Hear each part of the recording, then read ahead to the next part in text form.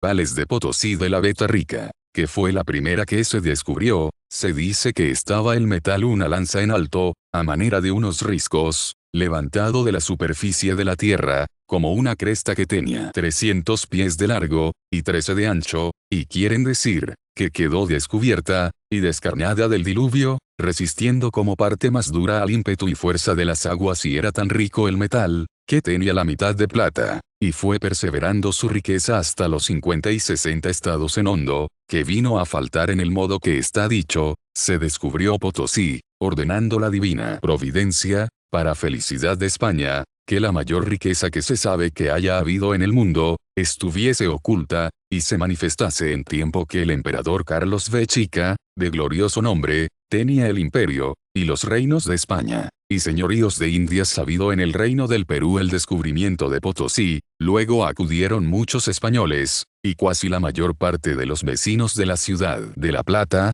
que está a 18 leguas de Potosí, para tomar minas en él, acudieron también gran cantidad de indios de diversas provincias, y especialmente los guairadores de Porco, y en breve tiempo fue la mayor población del reino. Capítulo 7 de la riqueza que se ha sacado, y cada día se va sacando del cerro de Potosí dudado muchas veces, si se halla en las historias y relaciones de los antiguos tan gran riqueza de minas, como la que en nuestros tiempos hemos visto en el Perú. Si algunas minas hubo en el mundo ricas y afamadas por tales, fueron las que en España tuvieron los cartaginenses, y después los romanos, las cuales, como ya he dicho, no solo las letras profanas, sino las sagradas también encarecen a maravilla. Quien más en particular haga memoria de estas minas que yo haya leído, es Nio, el cual escribe en su Natural Historia así 157, hállase plata cuasi en todas provincias, pero la más excelente es la de España. Esta también se da en tierra estéril, y en riscos, y cerros, y donde quiera que se halla una veta de plata, es cosa cierta hallar otra no lejos de ella, lo mismo acaece cuasi a los otros metales, y por eso los griegos según parece los llamaron metales. Es cosa maravillosa, que duran hasta el día de hoy en las Españas los pozos de minas, que comenzaron a labrar en tiempo de Aníbal, en tanto que aún los mismos nombres de los que descubrieron aquellas minas, les permanecen el día de hoy, entre las cuales fue famosa la que de su descubridor llaman Bebelo. También ahora de esta mina se sacó tanta riqueza, que daba a su dueño Aníbal cada día 300 libras de plata, y hasta el día presente se ha proseguido la labor de esta mina, la cual está ya acabada, y profunda en el cerro por espacio de 1500 pasos. Por todo el cual espacio tan largo sacan el agua los gascones por el tiempo y medida que las cándelas les duran, y así vienen a sacar tanta, que parecería. Todas estas son palabras de Plinio, las cuales he querido aquí recitar, porque darán gusto a los que saben de minas, viendo que lo mismo que ellos hoy experimentan, pasó por los antiguos. En especial es notable la riqueza de aquella mina de Aníbal en los Pirineos que poseyeron los romanos, y continuaron su labor hasta en tiempo de Plinio, que fueron como 300 años, cuya profundidad era 1500 pasos, que es milla y media 158, y a los principios fue tan rica, que le valía a su dueño 300 libras de a 12 onzas cada día más. Aunque esta haya sido extremada riqueza, yo pienso todavía, que no llega a la de nuestros tiempos en Potosí, porque según parece por los libros reales de la casa de contratación de aquel asiento, y lo afirman hombres ancianos fidedignos, en tiempo que el licenciado Polo gobernaba, que fue hartos años después del descubrimiento del cerro, se metían a quintar cada sábado de 150,000 pesos a 200,000, y valían los quintos 30 y 40,000 pesos, y cada año 1,500,000, o poco menos, de modo, que conforme a esta cuenta, cada día se sacaban de aquellas minas obra de 30,000 pesos, y le valían al rey los quintos 6,000 pesos al día. Hay otra cosa que alegar por la riqueza de Potosí, y es, que la cuenta que se ha hecho es solo de la plata que se marcaba y quintaba, y es cosa muy notoria en el Perú, que largos tiempos se usó en aquellos reinos la plata que llamaban corriente, la cual no era marcada y quintada, y es conclusión de los que bien saben de aquellas minas, que en aquel tiempo grandísima parte de la plata que se sacaba de Potosí, se quedaba por quintar, que era toda la que andaba entre indios, y mucha de la de los españoles, como yo lo vi durar hasta mi tiempo. Así que se puede bien creer, que el tercio de la riqueza de Potosí, si ya no era la mitad, no se manifestaba, ni quintaba haya una otra consideración mayor, que Plinio pone, haberse labrado 1500 pasos aquella veta de Bebelo, y que por todo este espacio sacaban agua, que es el mayor impedimento que puede haber para sacar riqueza de minas las de Potosí, con pasar muchas de ellas de 200 estados su profundidad, nunca han dado en agua, que es la mayor felicidad de aquel cerro, pues las minas de Porco, cuyo metal es riquísimo, se dejan hoy día de proseguir y beneficiar por el fastidio del agua en que han dado, porque cavar peñas, y sacar agua, son dos trabajos insufribles. Para buscar metal, basta el primero, y sobra finalmente, el día de hoy tiene la católica majestad un año con otro 1.000.000 de solos los quintos de plata del cerro de Potosí, sin la otra riqueza de azogues, y otros derechos de la hacienda real, que es otro grande tesoro. Echando la cuenta los hombres expertos dicen, que lo que se ha metido a quintar en la caja de Potosí, aunque no permanecen los libros de sus primeros quintos con la claridad que hoy hay, porque los primeros años se hacían las cobranzas por romana, tanta era la grosedad que había, pero por la memoria de la averiguación que hizo el visorey de Francisco de Toledo el año de 74, se halló, que fueron 76 millones hasta el dicho año, y desde el dicho año hasta el de 85 inclusive, parece por los libros reales haberse quintado 35 millones, de manera, que monta lo que se había quintado hasta el año de 85,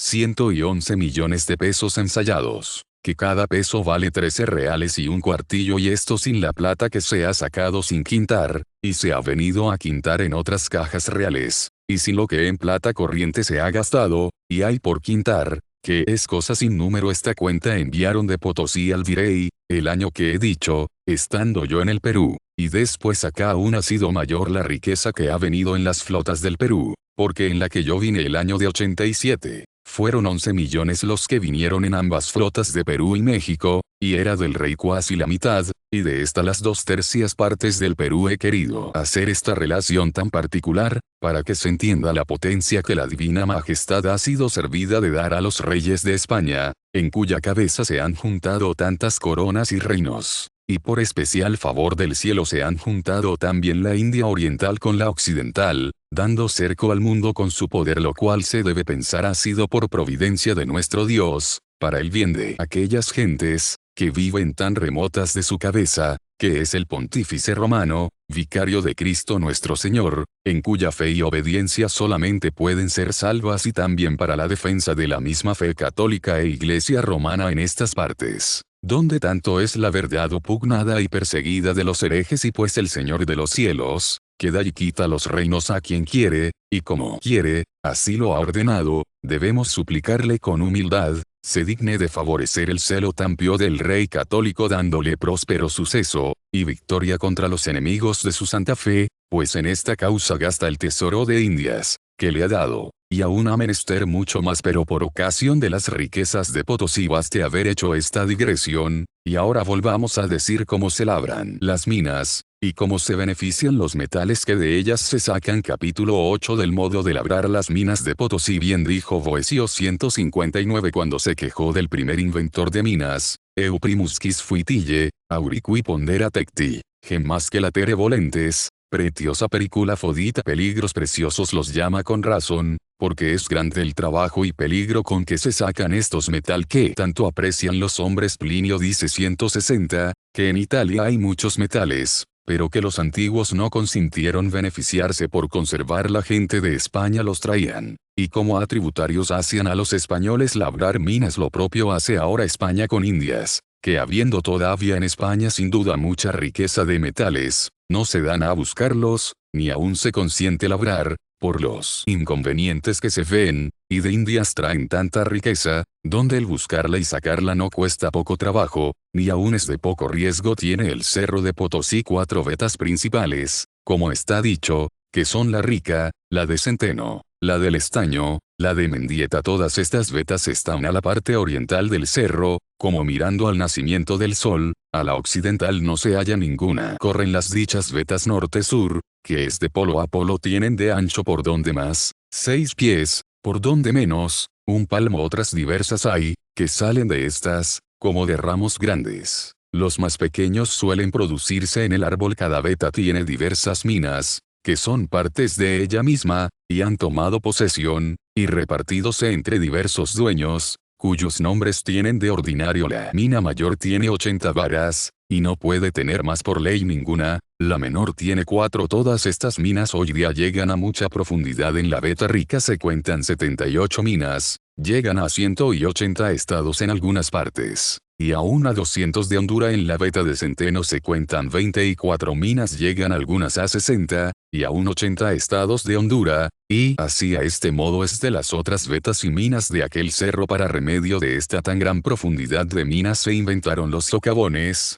que llaman, que son unas cuevas que van hechas por bajo desde un lado del cerro, atravesándole hasta llegar a las vetas, porque se ha de saber, que las vetas, aunque corren norte-sur, como está dicho, pero esto es bajando desde la cumbre hasta la falda y asiento del cerro, según se cree que serán, según conjetura de algunos, más de 1200 estados, y a esta cuenta, aunque las minas van tan hondas, les falta otros 6 tanto hasta su raíz y fondo, que según quieren decir, ha de ser riquísimo, como tronco y manantial de todas las vetas, aunque hasta ahora antes se ha mostrado lo contrario por la experiencia, que mientras más alta ha estado la veta, ha sido más rica, y como va bajando en hondo, va siendo su metal más pobre, pero en fin, para labrar las minas con menos costa, y trabajo y riesgo, inventaron los socavones, por los cuales entra y sale a paso llano. Tienen de ancho 8 pies, y de alto más de un estado. Ciérranse con sus puertas, sácanse por ellos los metales con mucha facilidad, y págase al dueño del socavón el quinto de todo el metal que por él se saca. Hay hechos ya 9 socavones, y otros se están haciendo un socavón, que llaman del Venino, que va a la Beta Rica, se labró en 29 años, comenzándose el año de 1556. Que fueron 11 después de descubrirse aquellas minas, y acabándose el año de 85. En 11 de abril este socavón alcanzó a la Beta Rica en 35 estados de hueco hasta su fondo, y hay desde donde se juntó con la Beta hasta lo alto de la mina otros 135 estados, que por todo este profundo bajaban a labrar aquellas minas. Tiene todo el socavón, desde la boca hasta la Beta, que llaman el crucero, 250 varas, las cuales tardaron en labrarse los 29 años que está dicho, para que se vea lo que trabajan los hombres por ir a buscar la plata a las entrañas del profundo. Con todo eso, trabajan allá adentro, donde es perpetua obscuridad, sin saber poco ni mucho cuando es día, ni cuando es noche, y como son lugares que nunca los visita el sol, no solo hay perpetuas tinieblas, mas también mucho frío, y un aire muy grueso, y ajeno de la naturaleza humana, y así sucede marearse los que allá entran de nuevo, como a mí me acaeció, sintiendo vascas y congojas de estómago. Trabajan con velas siempre los que labran, repartiendo el trabajo, de suerte que unos labran de día, y descansan de noche, y otros al revés. El metal es duro comúnmente, y sácanlo a golpes de barreta quebrantándole, que es quebrar un pedernal. Después lo suben a cuestas por unas escaleras hechas de 3 ramales de cuero de vaca retorcido, como gruesas maromas, y de un ramal a otro puestos palos como escalones, de manera que puede subir un hombre, y bajar otro. Juntamente tienen estas escalas de largo 10 estados, y al fin de ellas está otra escala del mismo largo, que comienza de un relej, o pollo, donde hay hechos de madera unos descansos a manera de andamios, porque son muchas las escalas que se suben. Saca un hombre carga de 2 arrobas atada la manta a los pechos, y el metal que va en ellas a la espalda, suben de 3 en 3. El delantero lleva una vela atada al dedo pulgar para que vean, porque como está dicho, ninguna luz hay del cielo, y vanse haciendo con ambas manos, y así suben tan grande espacio, que como ya dije, pasa muchas veces de 150 estados, cosa horrible, y que solo pensarla pone espanto. Tanto es el amor del dinero, por cuya recuesta se hace y padece Tano sin razón, exclama Plinio tratando de esto. 161, entramos hasta las entrañas de la tierra, y hasta allá en el lugar de los condenados busca las riquezas. Y después en el mismo libro 162, obras son más que de gigantes las que hacen los que sacan los metales, haciendo agujeros y callejones en lo profundo por tan grande trecho, barrenando los montes a luz de candelas, donde todo el espacio de noche y día es igual, y en muchos meses no se ve el día, donde acaece caerse las paredes de la mina súbitamente, y matar de golpe a los mineros. Y poco después añade, hieren la dura peña con almadanas que tienen 150 libras de hierro, sacan los metales a cuestas trabajando de noche y de día, y unos entregan la carga a otros, y todo a obscuras, pues solos los últimos ven la luz con cuños de hierro, y con almadanas rompen las peñas y pedernales, por recios y duros que sean. Porque en fin es más recia y más dura la hambre del dinero. Esto es de Plinio, que aunque habla como historiador de entonces, mas parece profeta de ahora y no es menos lo que Focio de Agatarchides refiere, del trabajo inmenso que pasaban los que llamaban cricios en sacar y beneficiar el oro, porque siempre, como el sobredicho autor dice, el oro y plata causan tanto trabajo al haberse, cuanto dan de contento al tenerse. Capítulo X. Cómo se beneficia el metal de plata. La veta en que hemos dicho que se halla la plata, va de ordinario entre dos peñas que llaman la caja, y la una de ellas suele ser durísima como pedernal, la otra blanda,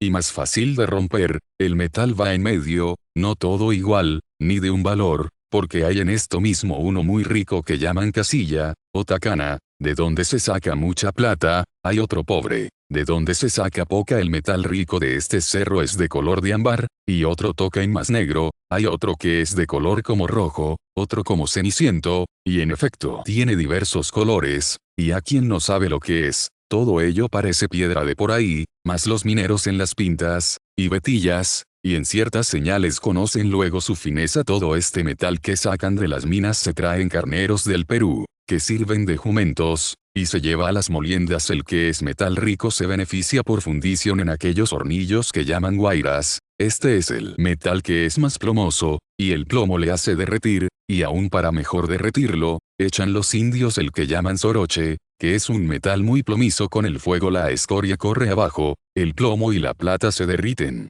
y la plata anda nadando sobre el plomo hasta que se apura, vuelven después a refinar más y más la plata. Suelen salir de un quintal de metal 30, 40 y 50 pesos de plata por fundición. A mí me dieron para muestra metales de que salían por fundición más de 200 pesos, y de 250 por quintal, riqueza rara y cuasi increíble, si no lo testificara el fuego con manifiesta experiencia. Pero semejantes metales son muy raros. El metal pobre es el que de un quintal da 2, o 3 pesos, o 5, o 6, o no mucho más. Este ordinariamente no es plomizo, sino seco, y así por fuego no se puede beneficiar. A cuya causa gran tiempo estuvo en Potosí inmensa suma de estos metales pobres, que eran desechos, y como granzas de los buenos metales, hasta que se introdujo el beneficio de los azogues, con los cuales aquellos desechos, o desmontes que llamaban, fueron de inmensa riqueza, porque el azogue con extraña y maravillosa propiedad apura la plata,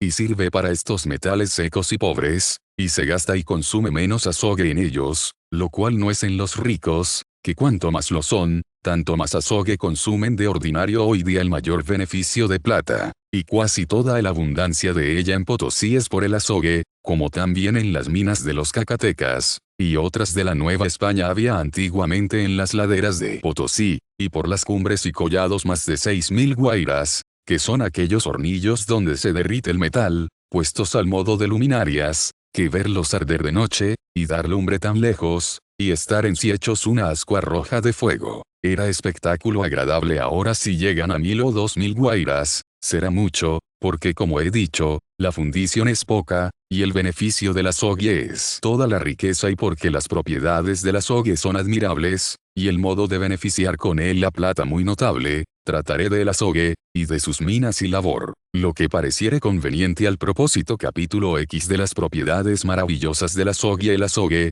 que por otro nombre se llama argen vivo, como también le nombran los latinos, porque parece plata viva, según bulle y anda a unas partes y otras velozmente, entre todos los metales tiene grandes y maravillosas propiedades. Lo primero, siendo verdadero metal, no es duro, ni formado, y consistente como los demás, sino líquido, y que corre, no como la plata y el oro, que derretidos del fuego, son líquidos y corren, sino de su propia naturaleza, y con ser licor, es más pesado que ningún otro metal, y así los demás nadan en el azogue, y no se hunden como más livianos. Yo he visto en un barreño de azogue echar 2 libras de hierro, y andar nadando encima el hierro sin hundirse, como si fuera palo 8. O en el agua Plinio hace excepción diciendo 163, que solo el oro se hunde, y no nada sobre el azogue, no he visto la experiencia, y por ventura es, porque el azogue naturalmente rodea luego el oro, y lo esconde en sí. Es esta la más importante propiedad que tiene, que con maravilloso afecto se pega al oro,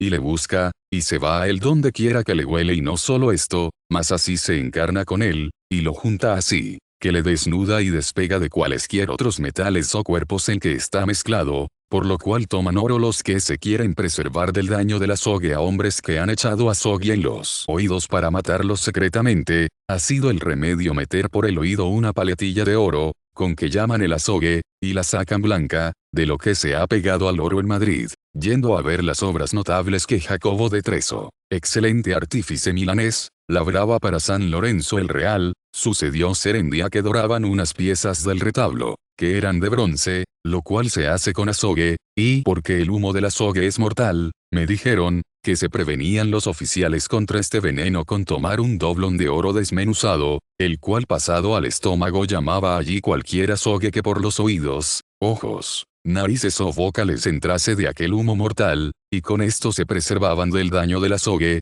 yéndose todo el al oro que estaba en el estómago, y saliendo después todo por la vía natural, cosa cierto digna de admiración, después que el azogue ha limpiado al oro, y purgádole de todos los otros metales y mezclas, también le aparta el fuego a él de su amigo el oro, y le deja del todo puro sin fuego, dice Plinio 164, que con cierta arte apartaban el oro del azogue. No sé yo que ahora se use tal arte, paréceme, que los antiguos no alcanzaron, que la plata se beneficiase por azogue, que es hoy día el mayor uso y más principal provecho del azogue, porque expresamente dice, que a ninguno otro metal abraza sino solo al oro, y donde trata del modo de beneficiar la plata, solo hace mención de fundición, por donde se puede colegir, que este secreto no le alcanzaron los antiguos en efecto, aunque la principal amistad del azogue sea con el oro, todavía donde no hay oro se va a la plata, y la abrasa, aunque no tan presto como a el oro, y al cabo también la limpia,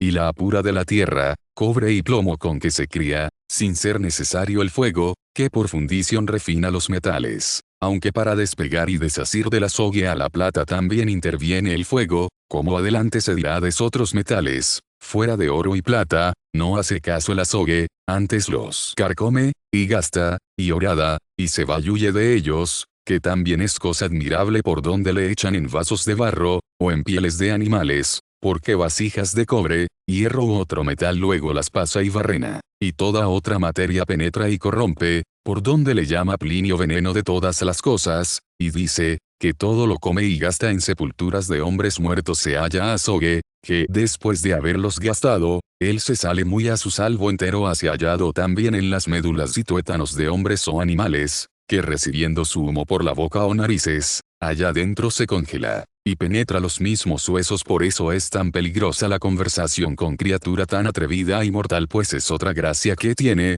que bulle, y se hace 100.000 gotillas, y por menudas que sean, no se pierde una, sino que por acá, o por allá se vuelven a juntar con su licor, y cuasi es incorruptible, y apenas hay cosa que le pueda gastar, por donde el sobredicho Plinio le llama sudor eterno. Otra propiedad tiene, que siendo el azogue el que aparta el oro del cobre y todos metales, cuando quieren juntar oro con cobre, o bronce, o plata, que es dorando, el medianero de esta junta es el azogue, porque mediante él se doran esos metales. Entre todas estas maravillas de este licor extraño, la que a mí me ha parecido más digna de ponderar, es, que siendo la cosa más pesada del mundo, inmediatamente se vuelve en la más liviana del mundo, que es humo, con que sube arriba resuelto, y luego el mismo humo, que es cosa tan liviana, inmediatamente se vuelve en cosa tan pesada como es el propio licor de azogue, en que se resuelve porque antopando el humo de aquel metal cuerpo duro arriba, o llegando a región fría, luego al punto se cuaja, y vuelve a caer hecho azogue, y si dan fuego otra vez al azogue, se hace humo, y del humo vuelve sin dilación a caer el licor del azogue. Cierto transmutación inmediata de cosa tan pesada en cosa tan liviana, y al revés, por cosa rara se puede tener en naturaleza. Y en todas estas y otras extrañezas que tiene este metal, es digno el autor de su naturaleza, de ser glorificado, pues a sus leyes ocultas obedece tan prontamente toda naturaleza criada. Capítulo sí. Donde se halla el azogue, y como se descubrieron sus minas riquísimas en Huancavelica, hállase el azogue en una manera de piedra, que da juntamente el bermellón, que los antiguos llamaron minio, y hoy día se dicen estar miniadas las imágenes que con azogue pintan en los cristales el minio o vermellón celebraron los antiguos en grande manera, teniéndolo por color sagrado, como Plinio refiere, y así dice 165, que solían teñir con él el rostro de Júpiter los romanos, y los cuerpos de los que triunfaban, y que en la Etiopía, así los ídolos, como los gobernadores,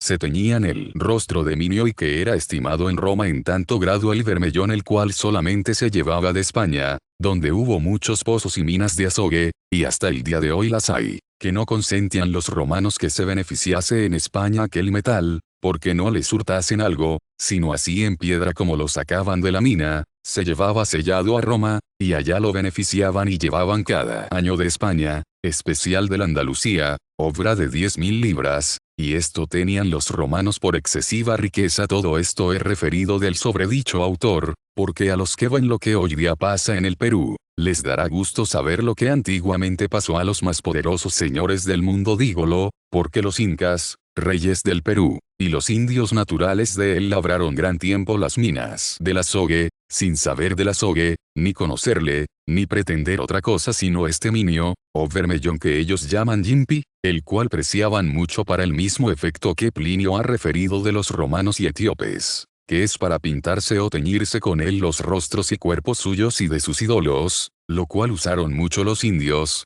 especialmente cuando iban a la guerra, y hoy día lo usan cuando hacen algunas fiestas o danzas, y llamanlo envijarse, porque les parecía que los rostros así envijados ponían terror, y ahora les parece que es mucha gala con este fin. En los cerros de Huancavelica, que son en el Perú cerca de la ciudad de Huamanga, hicieron labores extrañas de minas, de donde sacaban este metal, y es de modo, que si hoy día entran por las cuevas o socavones que los indios hicieron, se pierden los hombres, y no atinan a salir más ni se cuidaban del azogue, que está naturalmente en la misma materia o metal de vermellón, ni aún conocían que hubiese tal cosa en el mundo y no solo los indios, mas ni aún los españoles conocieron aquella riqueza por muchos años, hasta que gobernando el licenciado Castro el Perú, el año de 66 y 67 se descubrieron las minas de azogue. En esta forma vino a poder de un hombre inteligente, llamado Enrique Garcés, portugués de nación, el metal colorado que he dicho, que llamaban los indios yimpi, con que se tiñen los rostros, y mirándolo conoció ser el que en Castilla llaman vermellón, y como sabía que el vermellón se saca del mismo metal que el azogue, conjeturó, que aquellas minas habían de ser de azogue. Fue allá, y hizo la experiencia y ensaye, y halló ser así y de esta manera descubiertas las minas de Palcas en término de Huamanga, fueron diversos a beneficiar el azogue para llevarle a México, donde la plata se beneficiaba por azogue, con cuya ocasión se hicieron ricos no pocos y aquel asiento de minas, que llaman Huancavelica, se pobló de españoles y de indios que acudieron, y hoy día acuden a la labor de las dichas minas de azogue, que son muchas y prósperas. Entre todas es cosa ilustrísima la mina que llaman de Amador de Cabrera, por otro nombre la de los Santos, la cual es un peñasco de piedra durísima empapada toda en azogue, de tanta grandeza, que se extiende por 80 varas de largo, y 40 en ancho, y por toda esta cuadra está hecha su labor en hondura de 70 estados, y pueden labrar en ella más de 300 hombres juntos.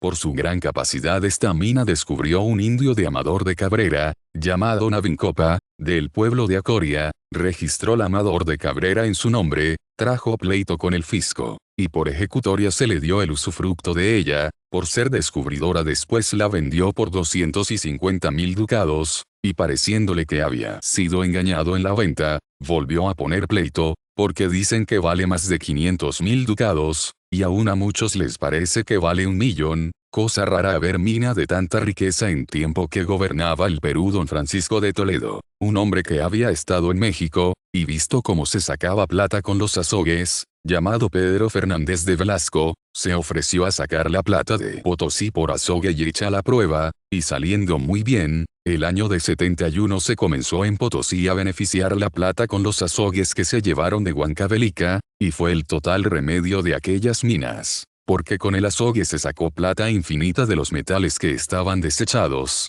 que llamaban desmontes porque como está dicho, el azogue apura la plata, aunque sea pobre, y de poca ley, y seca, lo cual no hace la fundición de fuego tiene el rey católico, de la labor de las minas de azogue, sin costa, ni riesgo alguno, cerca de 400.000 pesos de minas, que son de a 14 reales, o poco menos, sin lo que después de ello procede, por el beneficio que se hace en Potosí, que es otra riqueza grandísima. Sácanse un año con otro de estas minas de Huancavelica, 8.000 quintales de azogue, y aún más capítulos sí del modo y arte que se saca el azogue, y se beneficia con él la plata. Digamos ahora cómo se saca el azogue, y cómo se saca con él la plata. La piedra, o metal donde el azogue se halla, se muele, y pone en unas ollas al fuego tapadas, y allí fundiéndose, o derritiéndose aquel metal, se despide de él el azogue con la fuerza del fuego, y sale en exhalación a vueltas del humo del dicho fuego,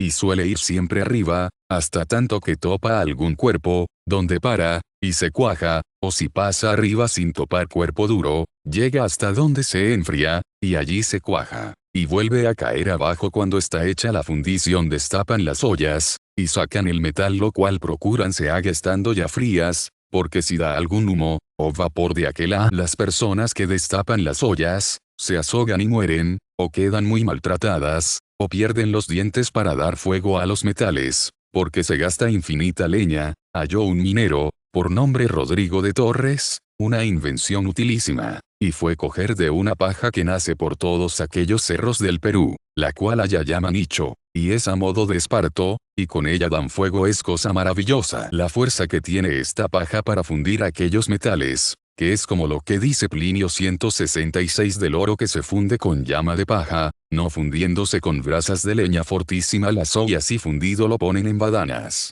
porque en cuero se puede guardar, y así se mete en los almacenes del rey, y de allí se lleva por mar a Arica, y de allí a Potosí en recuas, o carneros de la tierra. Consúmese comúnmente en el beneficio de los metales en Potosí de 6 a 7.000 quintales por año, sin lo que se saca de las lamas que son las heces que quedan, y barro de los primeros lavatorios de metales que se hacen en tinas, las cuales lamas se queman, y benefician en hornos para sacar el azogue que en ellas queda, y habrá más de 50 hornos de estos en la villa de Potosí, y en Tarapaya será la cantidad de los metales que se benefician, según han echado la cuenta hombres prácticos, más de 300.000 quintales al año, de cuyas lamas beneficiadas se sacarán más de 2.000 quintales de azogue. Y es de saber, que la cualidad de los metales es varia, porque acaece que un metal da mucha plata, y consume poco azogue, otro al revés, da poca plata, y consume mucho azogue, otro da mucha, y consume mucho, otro da poca,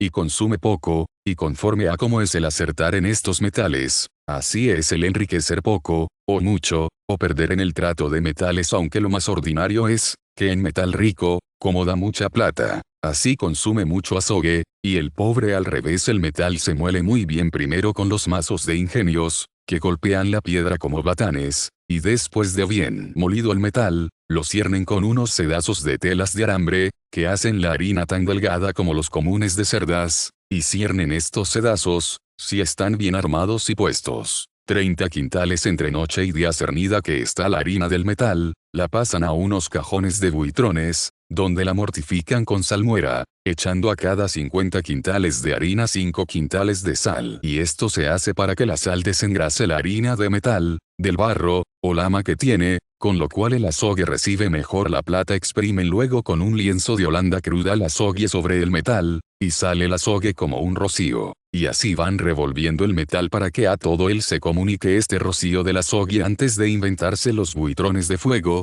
se amasaba muchas y diversas veces el metal con el azogue, así echado en unas artesas, y hacían pellas grandes como de barro, y dejábanlo estar algunos días, y volvían a amasarlo otra vez y otra, hasta que se entendía que estaba ya incorporado el azogue en la plata, lo cual tardaba 20 días y más, y cuando menos 9 después, por aviso que hubo, como la gana de adquirir es diligente, hallaron que para abreviar el tiempo el fuego ayudaba mucho a que el azogue tomase la plata con presteza, y así trazaron los buitrones, donde ponen unos cajones grandes, en que echan el metal con sal y azogue, y por debajo dan fuego manso en ciertas bóvedas hechas a propósito, y en espacio de 5 días o 6 el azogue incorpora en sí la plata. Cuando se entiende que ya el azogue ha hecho su oficio, que es juntar la plata, mucha o poca, sin dejar nada de ella, y embeberla en sí, como la esponja al agua, incorporándola consigo, y apartándola de la tierra,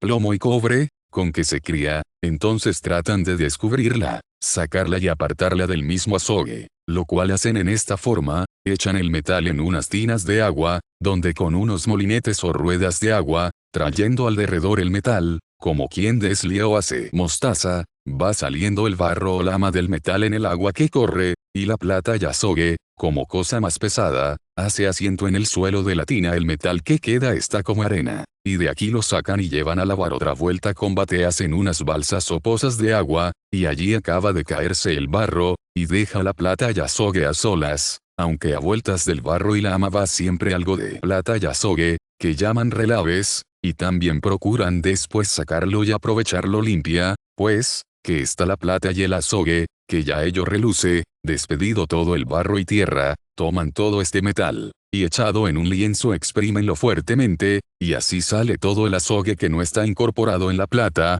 y queda lo demás hecho todo una pella de plata y azogue, al modo que queda lo duro y cibera de las almendras, cuando exprimen el almendrada, y estando bien exprimida la pella que queda, sola es la sexta parte de plata, y las otras 5 son azogue, de manera, que si queda una pella de 60 libras, las 10 libras son de plata, y las 50 de azogue. De estas pellas se hacen las piñas a modo de panes de azúcar, huecas por adentro, y hacen las de 100 libras de ordinario, y para apartar la plata del azogue, pónenlas en fuego fuerte, donde las cubren con un vaso de barro de la hechura de los moldes de panes de azúcar, que son como unos caperuzones, y cúbrenlas de carbón, y danles fuego, con el cual el azogue se exhala en humo, y topando en el caperuzón de barro, allí se cuaja y destila, como los vapores de la olla en la cobertera, y por un cañón al modo de alambique recíbese todo el azogue que se destila, y vuélvese a cobrar, quedando la plata sola, la cual en forma y tamaño es la misma, en el peso es 5 partes menos que antes,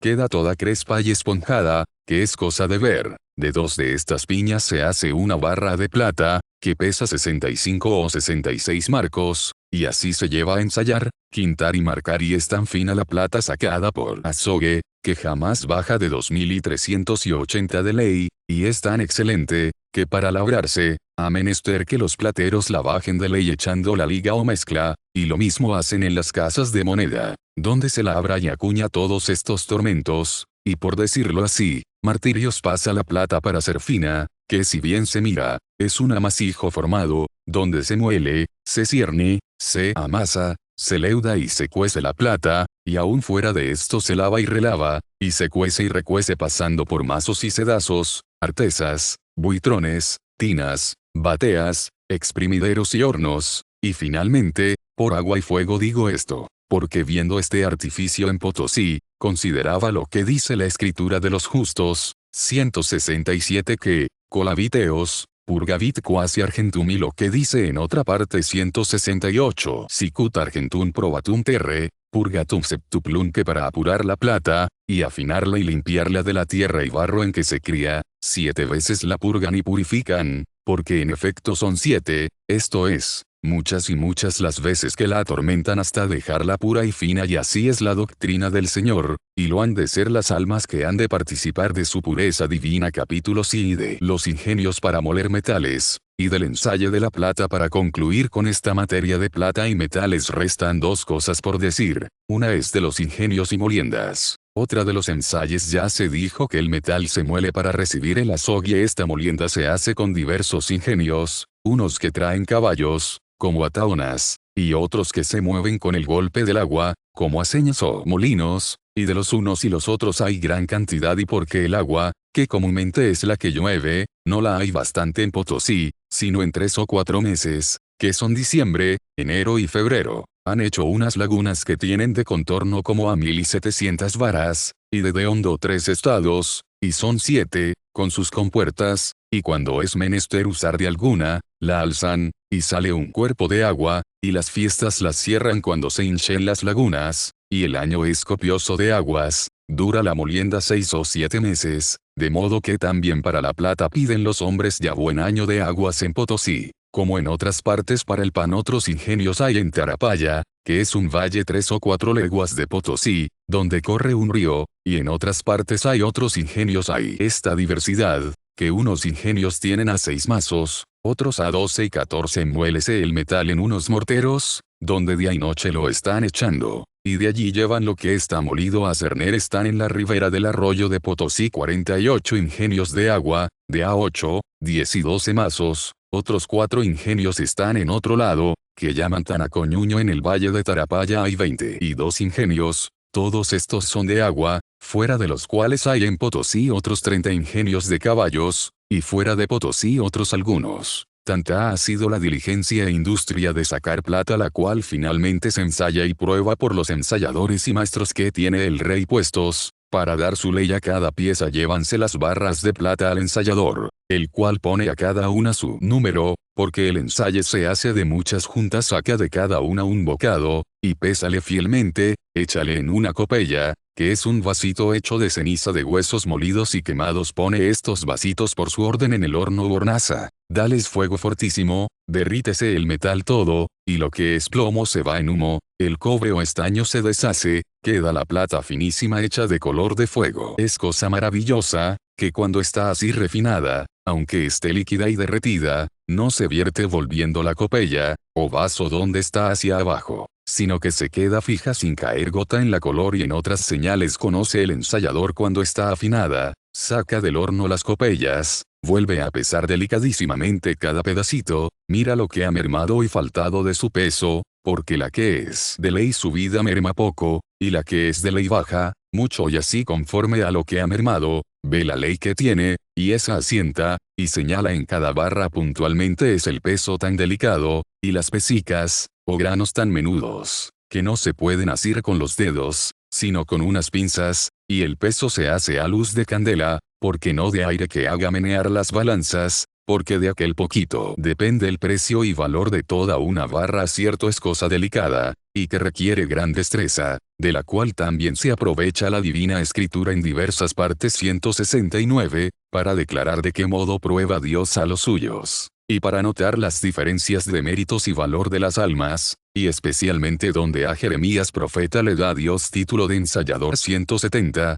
para que conozca, y declare el valor espiritual de los hombres, y sus obras, que es negocio propio del Espíritu de Dios, que es el que pesa los espíritus de los hombres. 171. Y con esto nos podemos contentar cuanto a materia de plata, metales y minas, y pasar adelante a los otros dos propuestos de plantas y animales. Capítulo CIV de las esmeraldas. Aunque será bien primero decir algo de las esmeraldas, que así por ser cosa preciada como el oro y plata de que se ha dicho, como por ser su nacimiento también en minas de metales, según Plinio 172, no viene fuera de propósito tratar aquí de ellas. Antiguamente fue la esmeralda estimada en mucho, y como el dicho autor escribe, tenía el tercer lugar entre las joyas después del diamante y de la margarita. Hoy día, ni la esmeralda se tiene en tanto, ni la margarita, por la abundancia que las Indias han dado de ambas cosas, solo el diamante se queda con su reinado, que no se lo quitará nadie. Tras él los rubíes finos, y otras piedras se precian en más que las esmeraldas. Son amigos los hombres de singularidad,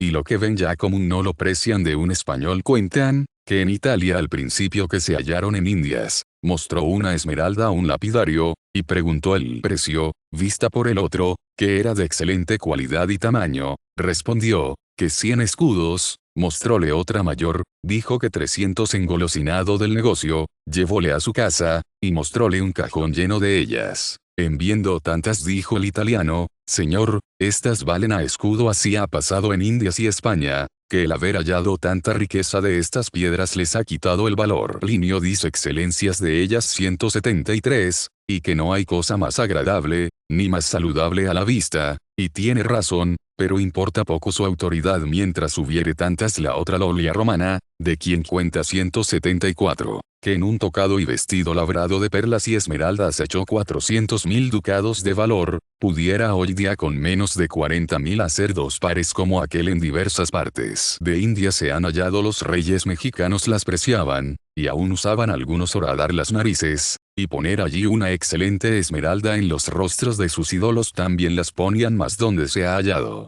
y hoy en día se halla más abundancia, es en el Nuevo Reino de Granada, y en el Perú cerca de Manta y Puerto Viejo. Hay por allí dentro una tierra que llaman de las Esmeraldas, por la noticia que hay de haber muchas, aunque no ha sido hasta ahora conquistada aquella tierra. Las esmeraldas nacen en piedras a modo de cristales, y yo las he visto en la misma piedra, que van haciendo como veta, y según parece, poco a poco se van cuajando y afinando, porque vi unas medio blancas, medio verdes, otras cuasi blancas, otras ya verdes y perfectas del todo. Algunas he visto del grandor de una nuez, y aún mayores, pero no sé que en nuestros tiempos se hayan descubierto del tamaño del catino o joya que tienen en Génova, que con razón la aprecian en tanto por joya, y no por reliquia, pues no consta que lo sea. Antes lo contrario, pero sin comparación excede lo que Teofrasto refiere de la esmeralda que presentó el rey de Babilonia al rey de Egipto, que tenía de largo 4 codos, y 3 de ancho, y que en el templo de Júpiter una aguja hecha de 4 piedras de esmeraldas, que tenía de largo 40 codos, y de ancho en partes 4, y en partes 2, y que en su tiempo en Tiro había en el templo de Hércules un pilar de esmeralda. Por ventura era, como dice Plinio 175, de piedra verde que tira esmeralda, y la llaman esmeralda falsa, como algunos quieren decir, que ciertos pilares que hay en la iglesia catedral de Córdoba, desde el tiempo que fue mezquita de los reyes miramamolines moros, que reinaron en Córdoba, que son de piedra de esmeralda. En la flota del año de 87, en que yo vine de Indias, trajeron 2 cajones de esmeraldas, que tenía cada uno de ellos por lo menos 4 arrobas, por donde se puede ver la abundancia que hay. Celebra la Divina Escritura 176 las esmeraldas como joya muy preciada, y pónelas así entre las piedras preciosas que traía en el pecho el sumo pontífice, como en las que adornan los muros de la celestial Jerusalén. Capítulo XV. Chica de las perlas. Ya que tratamos la principal riqueza que se trae de Indias, no es justo olvidar las perlas que los antiguos llamaban margaritas, cuya estima en los primeros fue tanta,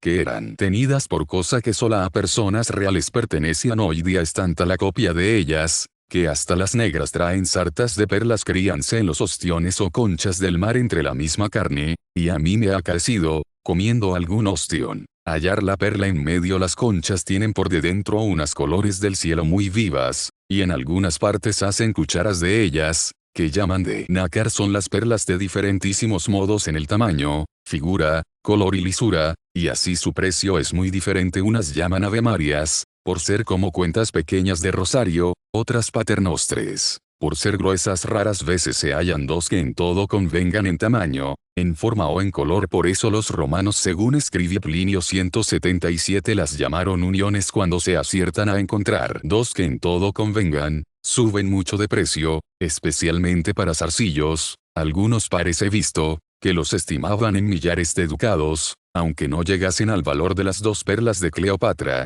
que cuenta Plinio 178, haber valido cada una 100.000 ducados, con que ganó aquella reina loca la apuesta que hizo Marco Antonio, de gastar en una cena más de 100.000 ducados, porque acabadas las viandas echó en vinagre fuerte una de aquellas perlas, y deshecha así, se la tragó. La otra dice, que partida en 2, fue puesta en el Panteón de Roma en los zarcillos de la estatua de Venus y del otro Clodio, hijo del farsante. O trágico Esopo cuenta, que en un banquete dio a cada uno de los convidados una perla rica deshecha en vinagre, entre los otros platos, para hacer la fiesta magnífica. Fueron locuras de aquellos tiempos estas, y las de los nuestros no son muy menores, pues hemos visto no solo los sombreros y bandas, mas los botines y chapines de mujeres de por ahí cuajados todos de labores de perlas. Sácanse las perlas en diversas partes de Indias, donde con más abundancia es en el Mar del Sur cerca de Panamá, donde están las islas, que por esta causa llaman de las perlas, pero en más cantidad y mejores se sacan en la Mar del Norte cerca del río que llaman de la Hacha. Allí supe cómo se hacía esta granjería,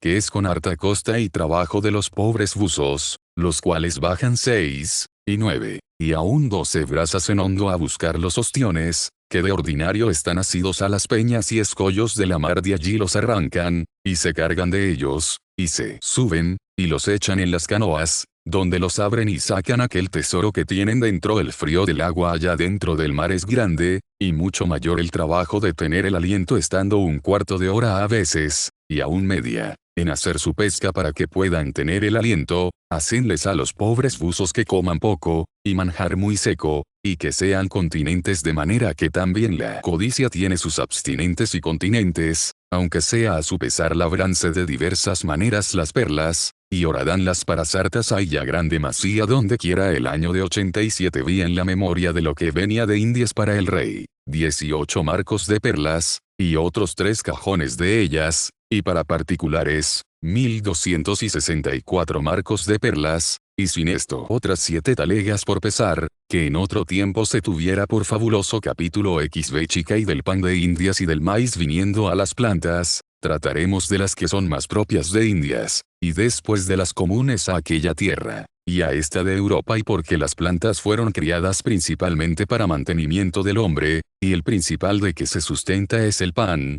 será bien decir que pan hay en Indias, y qué cosa usan en lugar de pan. El nombre de pan es allá tan bien usado con propiedad de su lengua, que en el Perú llaman tanta, y en otras partes de otras maneras más la cualidad y substancia del pan que los indios tenían y usaban, es cosa muy diversa del nuestro, porque ningún género de trigo se halla que tuviesen, ni cebada, ni mijo, ni panizo, ni es otros granos usados para pan en Europa. En lugar de esto usaban de otros géneros de granos, y de raíces, entre todos tiene el principal lugar, y con razón, el grano de maíz, que en Castilla llaman trigo de las Indias, y en Italia grano de Turquía, así como en las partes del orbe antiguo, que son Europa, Asia y África. El grano más común a los hombres es el trigo, así en las partes del nuevo orbe ha sido y es el grano de maíz, y casi se ha hallado en todos los reinos de Indias occidentales, en Perú, en Nueva España, en Nuevo Reino, en Guatemala, en Chile, en toda tierra firme de las islas de Barlovento,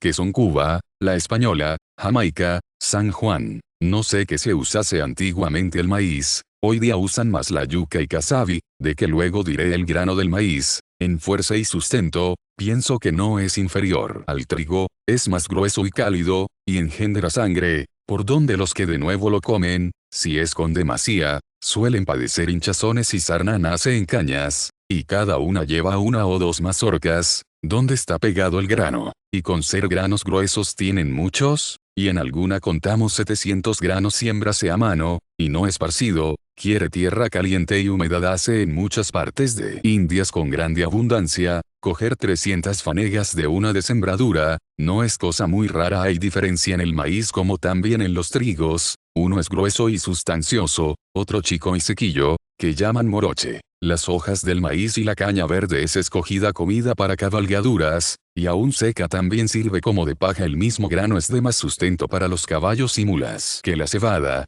y así es ordinario en aquellas partes, teniendo aviso de dar de beber a las bestias, primero que coman el maíz, porque bebiendo sobre él se hinchan, y les da torzón, como también lo hace el trigo. El pan de los indios es el maíz. Cómenlo comúnmente cocido así en grano y caliente, que llaman ellos mote, como comen los chinas y japones el arroz también cocido con su agua caliente. Algunas veces lo comen tostado, hay maíz redondo y grueso, como lo de los lucanas, que lo comen españoles por golosina tostado, y tiene mejor sabor que garbanzos tostados. Otro modo de comerle más regalado es moliendo el maíz, y haciendo de su harina masa, y de ella unas tortillas, que se ponen al fuego, y así calientes se ponen a la mesa, y se comen. En algunas partes las llaman arepas. Hacen también de la propia masa unos bollos redondos, y sazónanlos de cierto modo, que duran, y se comen por regalo. Y porque no falte la curiosidad, también en comidas de Indias, han inventado hacer cierto modo de pasteles de esta masa,